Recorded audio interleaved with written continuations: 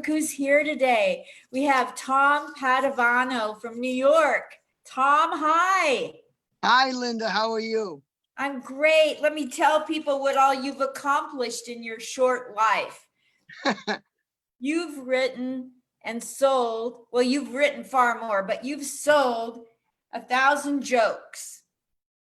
Did I get True. that right? Over 1,000, but I don't know the exact amount. Oh my God. We have to talk about this stuff. You've done comedy on cruise ships, clean comedy. Yes. Do you know how hard it is to do clean? You do. You got to lecture at a ventriloquist convention. That must have been so hard knowing who the dummies were. Well, sometimes what would happen after a show or my lecture, people would come up with their dummies and they would talk to me through their dummies. Hi, do you write comedy? Oh, maybe you could write me some jokes. And like I'm actually looking at the dummy, not the ventriloquist, because I'm like so convinced. Oh, sure, I could write you jokes. Oh, that's wonderful. It was fun. Oh my gosh. Yeah. So you say that you've been fortunate to be able to do comedy for veterans. I know you go up to John LaRochia's to Laughter Saves Lives. You've performed, and you came when I was doing a show at the VA in Manhattan. Yes. And I'll never forget you for coming and doing that. That was so wonderful. Such a great memory for me to have at such an old age. Well, it was a fun gig, wasn't it? It was a lot of fun.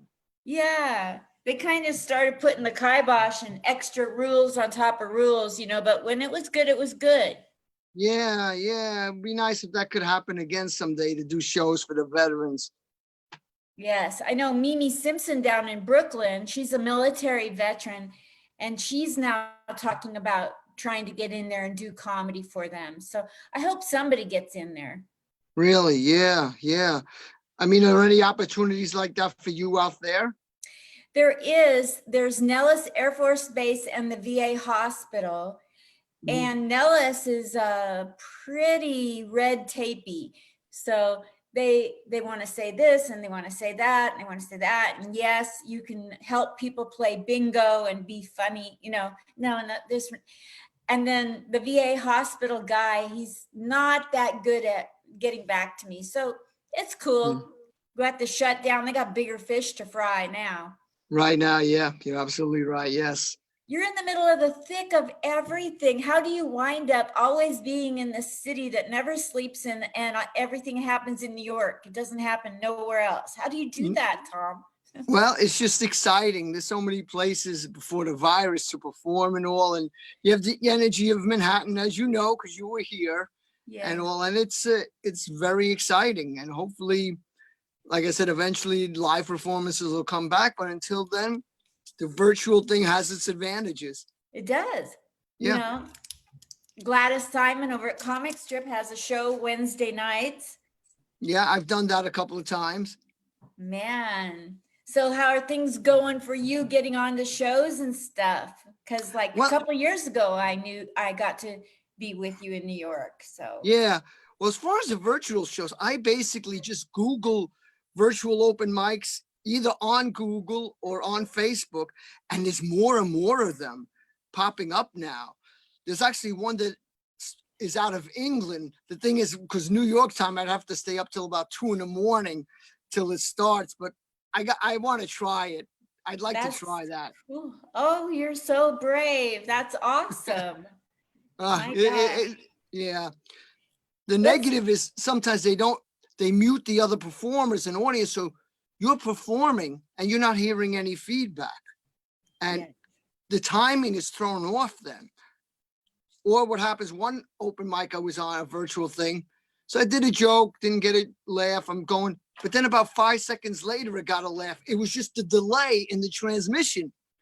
I said, well, that's nice. I got a laugh, but it throws your timing off terribly. It does. It's like I'm used to reading the room and going with the energy in the room. Right.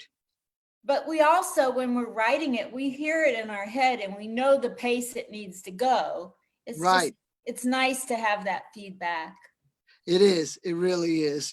Sometimes I I know one comedian was good. She would say, can you unmute the mics for me because I'm a comedian? And she has a point, you know. I mean, they say sometimes there's background noise or something, but then if we're performing in a club, you might hear beer bottles clanging or somebody drops a drink. So, okay, you know, if that's going to happen in a regular club, if somebody's dog starts barking or something, we could deal with it.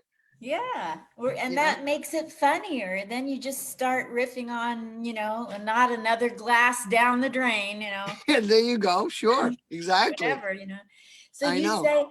say on your intro that you've done cruise ships and the convention for, the ventriloquists Mhm. and thousands of jokes you've sold to fame, even A-list comics. And then you say, and you've performed beyond. So I know that, like Helene Witt has different things that you get on and you go out and perform at. I think you've done youth hostels, libraries. Mhm. What else have you done that's beyond? Because I know there's no stopping you. Well, there was one gig, this host hired me. And it was a birthday party, and she just wanted me to wander around the street like I'm all confused and lost. So she brings me into the place, and he's just wandering around. I felt sorry for him. And she said, well, start like joking with people or act a little confused and just throw your jokes in there, which I did. And I got crazy looks and all that. And eventually she admitted this was all planned, that I'm a comedian and all that. And then toward the end, I did my whole act instead of like walking up to people and go, I think this called Long Island, Fairly Long Island. I'm all confused. And they would just like look, and it was fun. That is crazy. And so did that make your set go really well? Because they'd already kind of met you. Well, it did, because I think now they were curious, because I first they go, what is this and all? And then when I had them, when the woman said, this is a comedian, this is kind of like a joke to play on the birthday person, then they kind of sat and I just did my regular routine and all. So it was strange but fun. That's hilarious. Oh my gosh. Have you ever, what are your experiences on cruise ships like? Well, the cruise ships, to be honest, is like they used to have passenger talent shows on this one cruise line that doesn't exist anymore. And Linda, the audiences are great on cruise ships. Oh my goodness, it would be so good. And I would perform. There's this other comedian who passed away, unfortunately. He was very funny. And we would do our thing separately. And then after the show would be dinner, and there would be two dinners. He always say, Tom, let's walk around the dining room to get compliments. Oh my goodness. He loved that attention. So we'd walk around after doing our thing in the passenger talent show, hoping that people would go, oh, you're funny, or something like that. But it was great. And unfortunately, different cruise ships like Carnival would not allow comedy as the talent, because what would happen is in the past, they would tell people work clean, there's families here. And then comedians would get up there and work dirty. So then they didn't trust anybody. So they just said no comedy for the talent shows on some cruise lines. And that was a shame, but I understand their point. Yeah, I can see their point too, but Mhm. then again, there's supposed to be freedom of speech, but so much for that thought. Yeah, well, you got to realize it's within the confines of their rules. This is their venue. And, if that's the way it is, to me, either work clean or don't do it there. You could go any other place and do whatever you want. Yeah. Isn't You know. it funny how a person could do a whole 5 minutes on how you can bang your head against the wall for an hour to tell somebody to be clean, and they'll purposely misunderstand it. Yeah, yeah. It's bad because they might not get booked by that place again. And then it ruins it for other comedians too, and all that. So, Yeah. I mean, to me, it would be just like, let's say I was hired by these places and go do all R and X rated material. And I go there and I do all my clean stuff. I wouldn't blame them for getting mad at me, because this was their rules. And even if I went well, they would say, listen, we wanted R and X and you were all gosh golly and all that stuff. No, we're not. maybe if it was a paid gig, they wouldn't even pay me, because if I agreed to do it and I didn't follow the rules, that's my fault. That's true. Yeah. Whenever I was trying to get comics to come to the veteran shows, I would say, okay, it has to be clean and politically correct. And I knew I was in trouble if they said, well, what's their definition of clean? How Mhm. clean? You Yeah. have to break it down. You know that they're going to try to sneak a few bombs in there. Yeah. Yeah. I mean, it's always a good idea, even if somebody mainly works dirty, to have maybe 10 minutes of clean material or more for those gigs that come up where you need to be clean. Yes. Every once in a while, something good paying could come out of it. Oh, sure. Most definitely. Yeah. I Have mean, you if had, somebody becomes a corporate comedian or whatever. yeah. Yeah. So when you went and talked to ventriloquists, did that give you, like, did you want to take off and do corporate training comedy, or did, like, that's being able to talk at a convention kind of leads a person down a whole different path, I would think. Yeah, I should have pursued that more. There's a lot of professional speakers out there now and all, but hey, it's an avenue that can be lucrative if you really get going in it, It When builds I your worked, popularity. Yeah. oh yeah, your fan base. I was in the training department at Washington Mutual in Seattle in 82 to 87. And I know for a fact that the training department paid one guy to come in and be a motivational guy, let's go and you can do this, Yeah. and be a little bit funny, because he was Right. he was funny at being a motivation. He wasn't a comic, but he was funny, had jokes. Right. hmm Got $50,000. Yeah. Isn't it amazing? I've read somewhere, I don't know if it's still true, like, let's say That was you're in supposed to say what your 82. price, what was that? That was in 1980s. He Yeah, got there you 50. go. It Okay, used back to to be you. too, like they would say, let's say I quoted a price and I'd say, I'll quote 2,000. And I don't know the budget. They might not hire me because I quoted too low. They go, this guy must not be good, or something. Wow. Yeah, I Yeah. read that at least. So it's probably pretty competitive, but yeah, there could be big money in that. And then let's say you write a book too. After you do your speech, you motivate, you get, after the show, you set up a table, you sell your books, blah, blah, blah. That's extra money. Wow. Yeah. See, there Like, you go. Wow. yes, it's something. Yeah. Have you thought of writing a book? I wrote a couple of books for ventriloquists, What? joke books for ventriloquists, like jokes from A to M and from N to Z, something like that, which I sold at a different ventriloquist convention. There's one that happens every year. Unfortunately, they had to cancel it this year because of the virus, in Kentucky, right over the border near Cincinnati. And that's like a big deal. The ventriloquists come from all over the world. And I mean all over the world to this, because this is like the biggest event. The Las Vegas convention petered out. So it's now this one convention. Wow. Yeah. So what were you going to say about that? I don't want to interrupt you. oh no, I'm sorry. No, just there too. I sold my joke books and I had other little items, because what you could do is set up a table.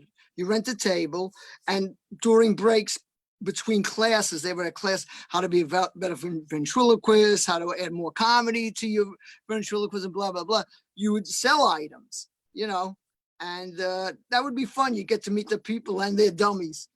Wow.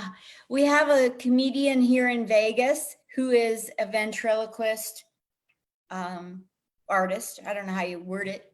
How do you say he's a ventriloquist? Just a ventriloquist, yeah. Do you know Steve Cater? Kader? No, I don't know that person. Yeah. Yeah. And did I ever tell you that I did a bit on stage with a ventriloquist dummy? Really? How was that? I never had so much fun, because I bought this Charlie McCarthy doll at a Goodwill, and it was broke. The string didn't work. So I take it up there knowing it's not going to do a thing. And I do a whole bit about it's always the woman doing all the work. Very good. Very good. It was so fun. It was just fun to do. I mean, Sure. Do you know people, April Buckner? She's a ventriloquist. I think she's in Vegas or was. okay, I'll look her up. April Yeah. Buckman. Yeah. And she would be fun to interview, I'm sure, for you. Yeah. So, um, so I said at the end of the bit, I said, I wrote a book. It's out on Amazon, and it explains everything about this ventriloquist stuff, and the bad news is the book's $149.95, but the good news is it's only one page. Well, actually, it's one paragraph. Uh-huh. It says, "You bought the book. Who's the dummy now?" Very good. Very good. Very good. It was just fun to do because I wasn't going to pass up a ventriloquist doll at a Goodwill store. I was going to find a way to do it on stage, but the thing was broke. Yeah, there you go. There you go. I mean, how can you You- pass that up, right? Yeah. Do you do ventriloquism? I've never had the guts to do it. Someday I should put that on my bucket list. That I would be think I so cool. bought a course and like a frog hand thing came with it. So maybe someday I'll try it. You never know. I should do it. Do you know who Stephen Pearl is from Long Island that's here in Vegas? I heard the name. So he traveled with Robin Williams and Sam Kinison in the day, and he Mm. lives here. And every day he puts out, it's not a ventriloquism really, but it's just his hand. Ah, And then he says he does things in Tony Bennett's voice. So it's wow. Tony Bennett's hand talking. Very good. It's Yeah. funny. Well, that's good for him. You have Terry Fader out there in Las Vegas. Yeah. And see, I think he might have won America's Got Talent or something. And ever since so. he's been out there. So, hey, it's a realm of comedy, I would say, and all that. It's so fun to watch the ventriloquist and the dummy talking and the It jokes. is. I mean, was it easy for you to write jokes for ventriloquists, or did you have to think really hard? Like, oh my gosh, this ventriloquist would say this, and then they'd say that. Did that Well, come it was a easy? little different because it's like writing for two people, basically. And usually the ventriloquist is the straight man or woman, and the dummy with the jokes. Yes. Something like that. And ventriloquist will knock on wood, and or the dummy will hit his head instead. Whatever, all kinds of things. So yeah, it's like it would be like an Abbott and Costello, Laurel and Hardy. It's a two-person thing. Yeah. Yeah. I love to watch even if the ventriloquist is moving his lips too much or her lips. I Yeah. still love it. Yeah. I pretend I don't see that, and I hate watching magic. Cannot stand. Do you like magic? Sometimes I'll do certain magic tricks if I'm in a facility where I have to do a really long routine. And if I feel I'm running out of jokes, because that'll take more time, That's good. So I'll mix it in if I need to. Yeah, that's a great idea. Yeah. My idea of magic is like to make magic disappear. Well, That I would don't be know great. if you might, if you really spare your head this, Linda, you never know. Don't tell David Copperfield that, but okay. No. He made his gorgeous wife disappear, didn't he? Yeah, there you go. Made that. So, Tom, what do you want to say about your future in comedy? Everything's up in the air. You're in the middle of the pandemic. You Mhm. probably have friends and family members still struggling to get over COVID. Yeah. Yeah. I mean, it's kind of a wait and see thing right now. Now it could be other parts of the country will open up.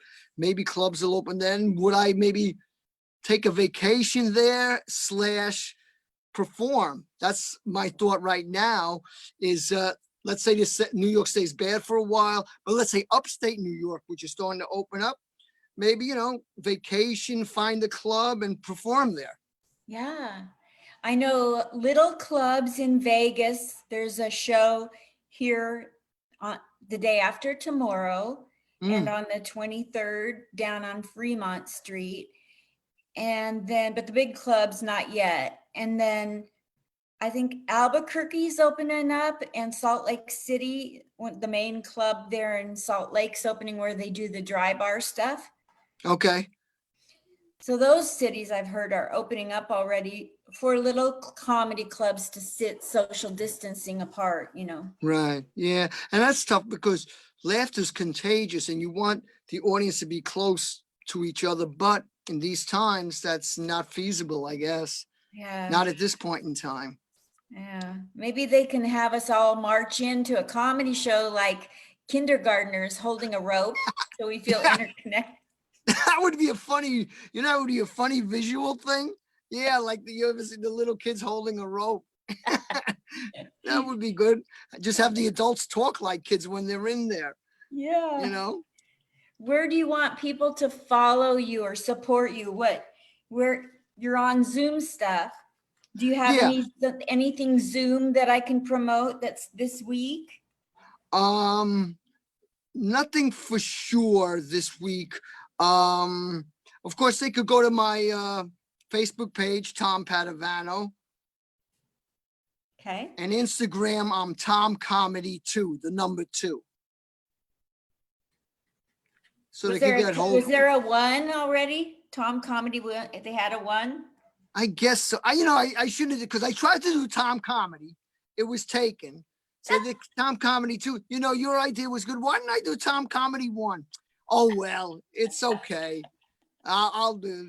I wish you were here to tell me that before, but okay. It's all about location. There you go. Yep. So Facebook and Instagram. And if you get any shows that come up, tag me so I can post. Yeah, definitely, because a lot of these virtual shows will allow an audience, which would be great, even if I can't hear them or see them. Maybe they can make a comment like, "Oh, that was good," or "Would you like to wander into my party looking confused?" I don't know, something like that. Call back. I might corner the market in that. I don't know. Another 30, 40 years, we'll both be doing it. We will get paid for doing what comes naturally. That's a good point. Yeah, I'll go on a stage doing a thing and I'll be all confused. Yeah, this is true. So I'm just ahead of my time. That's all. That's how I got to look at it. Did you want to say anything about different people in comedy that have helped you along the way? Well, there's a guy, Richard Mincer. He was my first comedy kind of teacher. What he would do the first 3 weeks of his class, he would help with the writing and stuff. And then the 4th week, we'd actually perform. That's how I got out of just writing. For my first few years, I just wrote jokes. And then I read about his class. I said, this will force me on stage, even though I was a nervous wreck to do that. And so he was good and all. And I love to read books about comedy. There's a lot of them. Greg Dean, Steven Rosenfeld. I mean, all kinds of different ideas. And you never know which one, like, all right, let me try. Judy Carter's book obviously is out there. Jean Perret. So all these things, little things help and all. Yeah. So is there any particular open mic or club that you think should be mentioned because it helped you along the way? Well, I used to do stand-up New York. I was going to mention this other place, but it doesn't exist anymore. The first place I ever performed, there was a place called Who's on First, which was on 66th and First. See, most of the places are gone now. Yeah. That's the thing. There used to be a guy, Pete Spellos ran a room. There was some people that go back to my day. There was a guy, Andre Davis, who ran rooms and all. And there was, a lot of stuff like that back then. Wow. What year did you start, Tom? Well, I first started performing in like 1985. Wow. Yeah, I was 5 years old.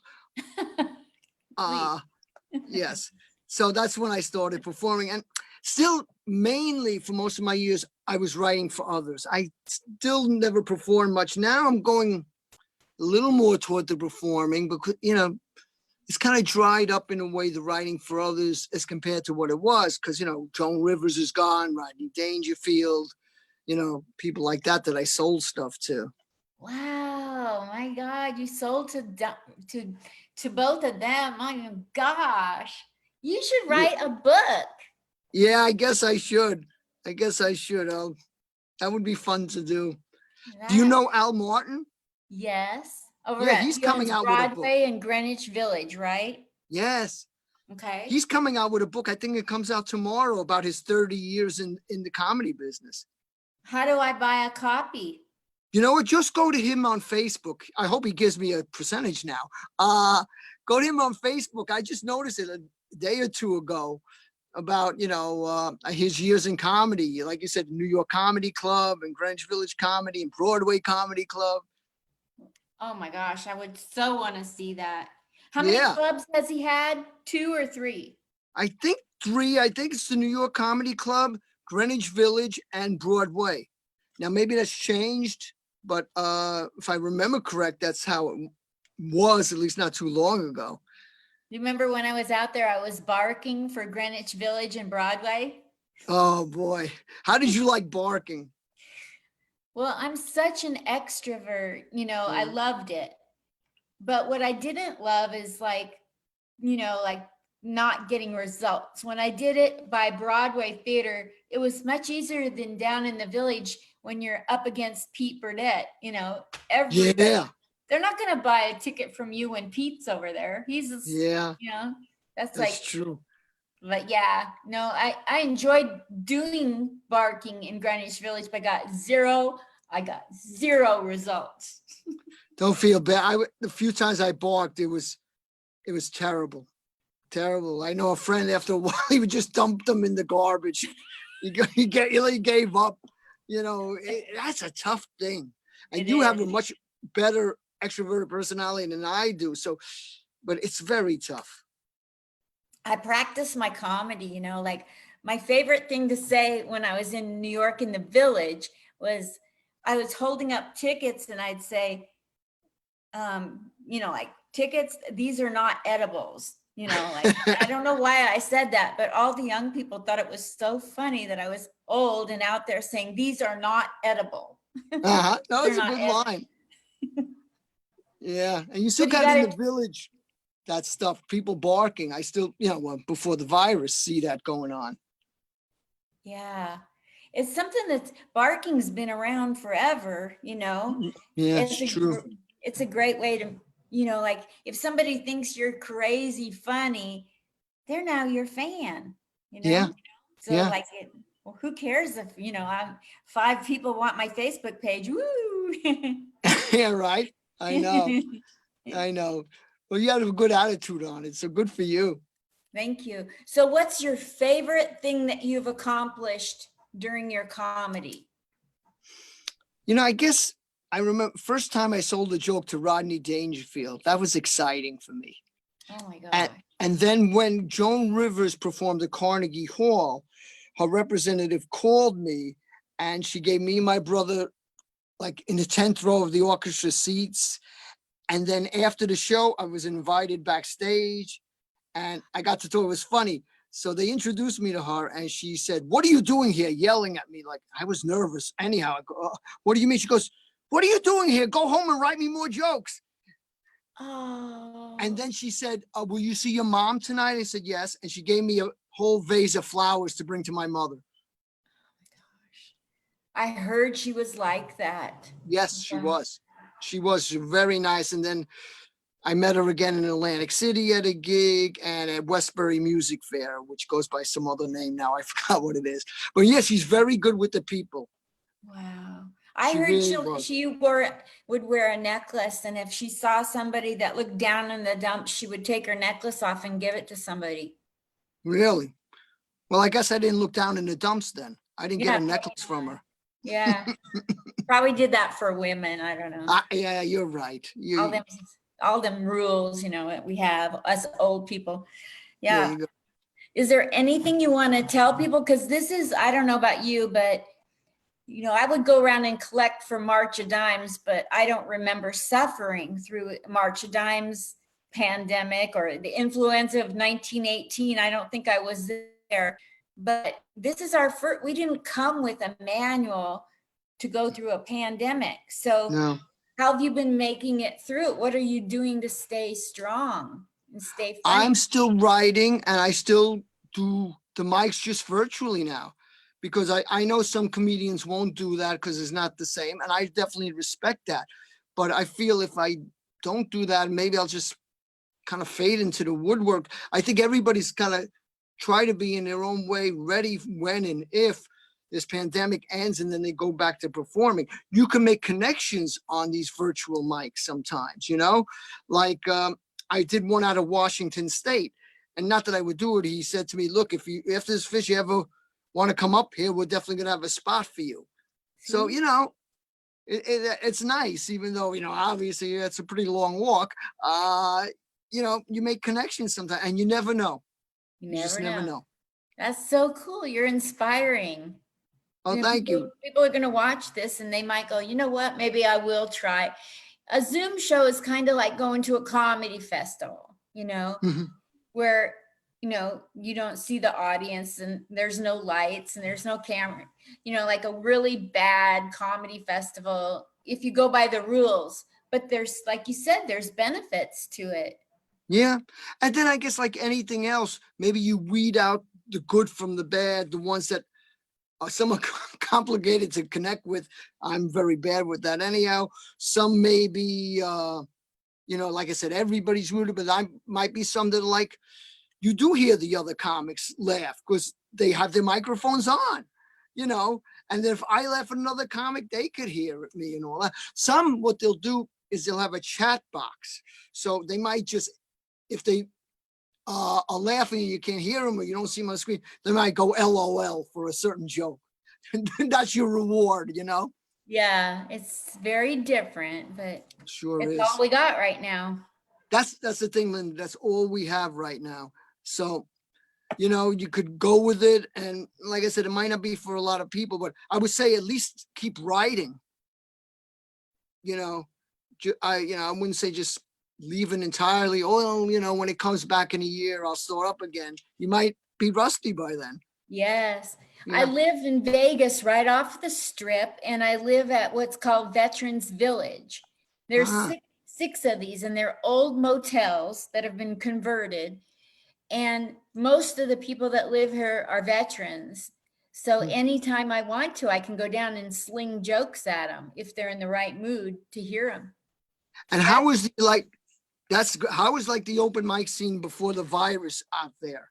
Oh my gosh, it's so great here, Tom, because, okay, so I'm of a certain age, and a lot of the people that are in comedy here in Vegas are 30, 40 years in the business. They've opened for the best in the business, and some of them have to host and do open mics, and they're willing to do it. The humility, I can't get over how much experience people have and how willing they are to do anything at any point. So yeah, Nice. I love it here. I love it. I would live in New York if I could afford it, but I can't afford to live in a broom closet there. No, really. I know what you mean. Well, hopefully someday I'll get to Vegas and do mics. I did one show there back in 2005. There was a club called The Beach, which doesn't exist anymore. But I mean, even if I just did open mics every night or something beside, the usual tourist stuff, that would be exciting. Yeah, totally. I'm hoping I scouted a place on the strip that's a Venezuelan restaurant. And they told me like the 2 days before the shutdown that I could do a little training class where we workshop material for an hour. And then everybody does a 15-minute mic. Because I want to help people to be able to eventually have 15 minutes of ability on stage. Open mics are great, but you do 5 minutes over here and a different 5. And so I want to have one that's 15. So keep your fingers crossed that they'll let me start that up when it's safe. Oh, I hope and pray that works out for you, because that would be great to get 15 minutes, you know how hard it is to find that for an open mic. So that would be great. Yeah, and it's right on the strip, and it'll be on a Friday. So if people are going to be going to a big show, they can come and practice too, you know? That would be great. I hope that works out. Yeah, so if you come and I get the thing, you know you're on. Oh, yeah. When and if I do get out there, I will definitely know before I leave. I'm going to be there from such and such a date and all that. Yes. I know you came here and on a visit with your girlfriend, right? Well, it was canceled because of the whole thing. We never did get to go. So Okay. we'll have to see. Maybe, I don't know. We'll have to see. Kind of But glad it got canceled because I thought all this time I thought I dropped the ball and didn't stop and meet with you because I was in a bad headspace. no, no, no. I mean, well, thankfully, in a way, they canceled the flight or flights. So I was able to get a credit to go out there another time, because I think it would have been a hassle if they actually flew there and I didn't show up on the plane. But Yeah. I'm sure so many people, had vacation plans ruined, and hopefully things will open up and people could go where they'd like to visit. So right now in your family, do you have people struggling to get over COVID-19 in your family? I had one cousin that had like a high fever for about 8 days, but thankfully he never needed to go on a ventilator, and he's okay now. And I think he works from home. And I think his wife, the same thing, but, you hear stories, Yeah. some people have it and it's not too bad. Some people, well, the ultimate, what can happen. So it's worrisome, though. In New York, it's getting better. Trouble is, like I said, New York City, as you know, that's where it's the worst. If you go upstate, I think they open up another section in New York State, at least for phase 1, to start things opening up again. So I'm hopeful for that, Yeah, totally. Well, I wish you all the best. I wish I could hug you. Uh, I remember when we stood outside of the Soldiers and Sailors. Didn't we know? No, that was Ziggy. Ziggy met me at Soldiers and Sailors. That's another place to go and try to get in. And once a year they have like a Thanksgiving dinner, and they are always looking for a comedian to entertain it. yeah, because I performed there a couple of times. They used to have an open mic there. No way. Yeah, it was mainly poets, but they allowed comedy. And I Oh. think at least twice I was there on a Saturday, I think.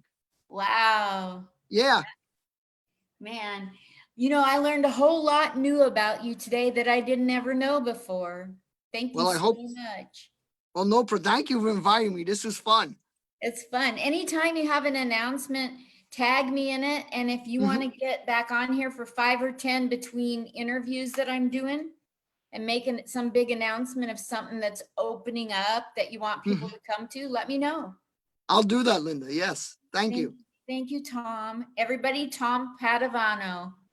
Did I pronounce it right? Very well. Excellent. I wish I could do it that well. Tom P.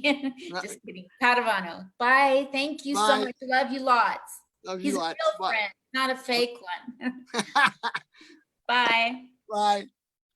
Everybody's talking.